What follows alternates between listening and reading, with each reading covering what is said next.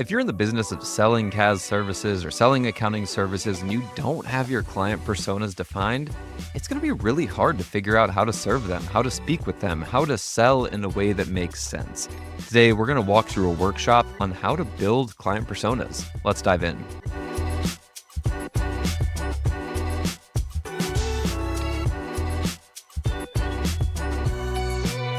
And welcome to another episode of CAS Minute. Today, we're going to build some client personas.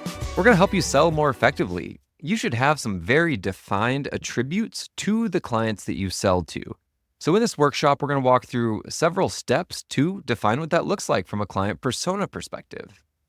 First, you need to identify key client characteristics. What are the types of clients that your firm currently serves? What are their common attributes? Things like industry, business size, growth stage, and then the financial challenges that they face. The exercise here is to write down 3 to 5 common client groups within your practice. Note the primary characteristics and recurring challenges that they face. And the goal here is to put a name behind it. What commonalities pop up amongst these groups of clients here talking about? So if we're thinking about like tech startups that are in growth phase or local retailers or nonprofits, we want to focus on these high-level traits that meaningfully impact your service delivery. Things like industry regulations, complexity of needs, and then growth trajectory. Once you have an idea here on what that general high level looks like, you want to take your existing client data and feedback, collecting data from your CRM, client satisfaction surveys, any anecdotal or informal feedback to help create a more clear picture of each segment's unique needs and expectations. For each client segment, we want to list out the main goals, pain points, and then those common service needs. So for tech startups, it may be cash flow forecasting, burn rates, runway. Nonprofits may be more specific around their grant reporting and compliance. If you don't have the right data on your existing customers, consider interviewing a few clients or sending surveys, gather insights to better understand their business priorities and preferences. Once we've started with that high level of the industry and demographic data, and then you've utilized your own client data in order to start building out a profile, we want to start creating a semi-fictional persona. So once we combine the data from the first 2 steps, that detailed persona starts to come to life. We want to give it a name and characteristics that capture the essence of those clients in the group.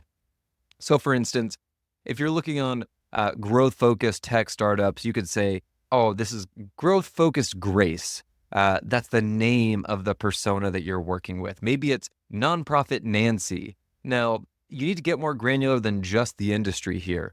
You need to identify what the persona name is, what industry or business stage that they're in, what are generally their primary goals, what are the pain points that they're facing, and then what preferred services do they typically opt into at your firm.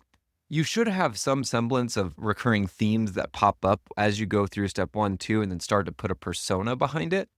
But we really want to aim for maybe 3 to 4 core personas to start with. And it's okay if you're niched in construction. It's okay to segment out the types of construction companies that you work with. You may have a residential contractor. You may have a GC. You may have a variety of clients you serve within a niche. And so you can continue to do this within a niche very effectively.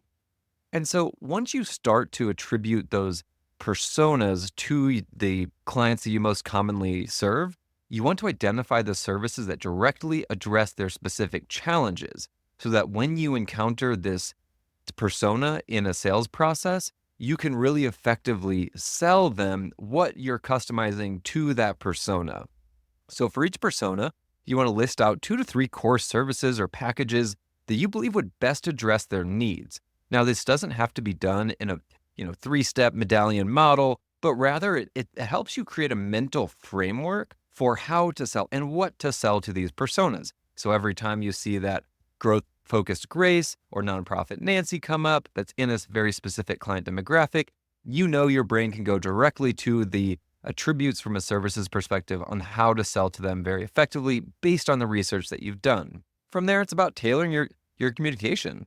It's tailoring your style. It's tailoring your frequency. And so you can adapt the communication to persona preferences and outline a communication strategy for each persona, either during the sales process and or in the client service delivery process. The last step here is just reviewing and refining the personas because they're not static. They evolve as your client base grows and the needs shift.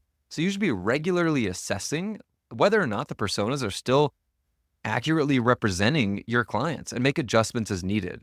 Maybe it's a biannual or annual review. This exercise really helps you to hone in on how to serve the clients that you want to serve really effectively, and then help you to better understand how to message and sell more intentionally to their direct needs. So I hope that that's a helpful overview on thinking about client personas in the sales process.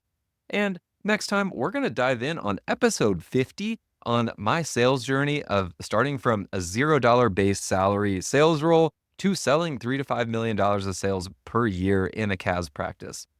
So I'm excited to dive into that. Episode number 50 coming next week. And I hope that's helpful. Till next time.